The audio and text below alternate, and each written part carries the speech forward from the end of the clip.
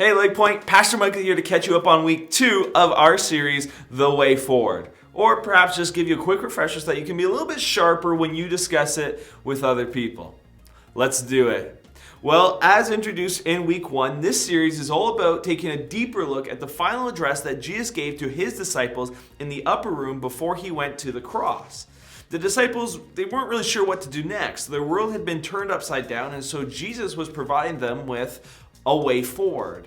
And that's why we named the series. I mean, you get it.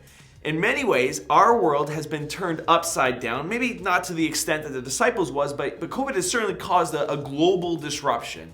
And as Nate shared in week 1, in many ways it has caused people to become passionately polarized over a number of political and social issues. I mean, we live in a society where opinion-based news and social media has elevated people's voices like never before. It's given everyone a platform.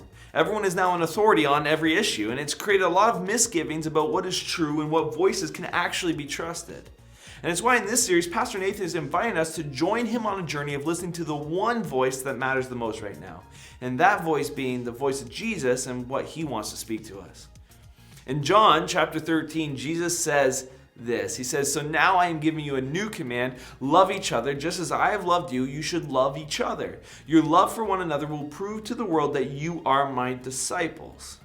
And what we see in those verses is that the way forward that Jesus provides for those who choose to follow him is one word: love.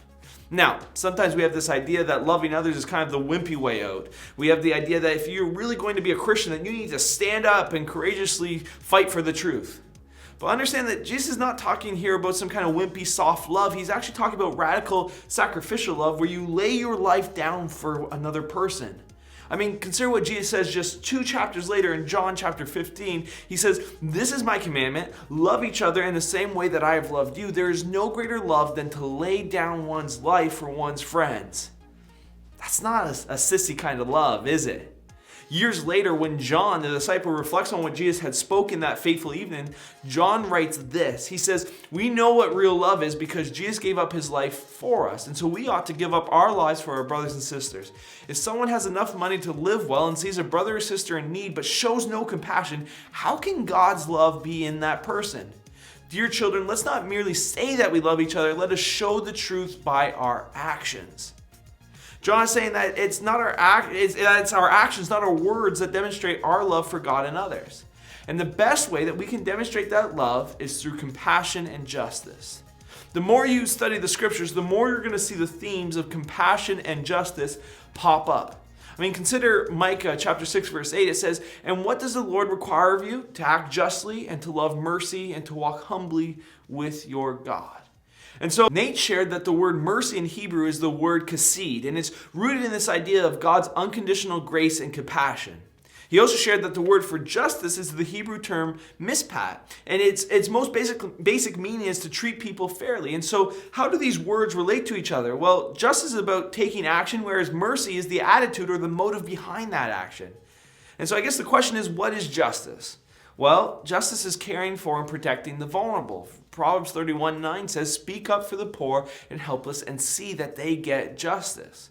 All throughout Scripture, we see that God identifies with the weak and that he loves and defends those who are most vulnerable. And so why does justice matter? It's because justice is a reflection of God's character. Time and time again, we see that God's heart is to protect and care for the vulnerable. And consider Psalm 146, verses 7 and 9. He says, "He gives justice to the oppressed and food to the hungry. The Lord frees the prisoners. The Lord gives sight to the blind. He lifts up those who are bowed down. The Lord loves those who live justly. The Lord watches over the immigrant and sustains the fatherless and the widow." I mean, administering justice, it reflects the character and the heart of God, which also means that delivering justice is an essential part of how we worship.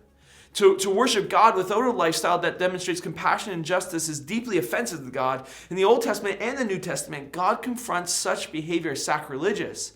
Isaiah 58 is a perfect example of this. Isaiah 58 verse 5 says, "Is this what you call fasting? Do you really think the Lord will take pleasure in this? No, this is the kind of fasting I want. Free those who are wrongly imprisoned. Lighten the burden of those who work for you. Let the oppressed go free and remove the chains that bind people. Share your food with the hungry and give shelter to the homeless. Give clothes to those who need them." What did God want from his people? Not empty religious practices, but rather a heart and a lifestyle that demonstrates his justice and compassion in our world. So the question is, what is going to be Lake Point's response to this? Well, every year we take up a special offering around Thanksgiving to support organizations and projects we believe God is using to impact lives. And this year we're supporting a child survivor program run by Compassion Canada and Cabaret Haiti, and a rescue operation for people living in slavery in India run by the International Justice Mission. Both are incredibly worthy causes that we're excited to be investing into. If you would like more information about either of those projects and how you can donate, please reach out to our church office or watch, starting at the 20-minute mark, the sermon from week 2 of our series, The Way Forward. Well, folks, consider yourselves caught up. Enjoy working through the discussion questions. God bless.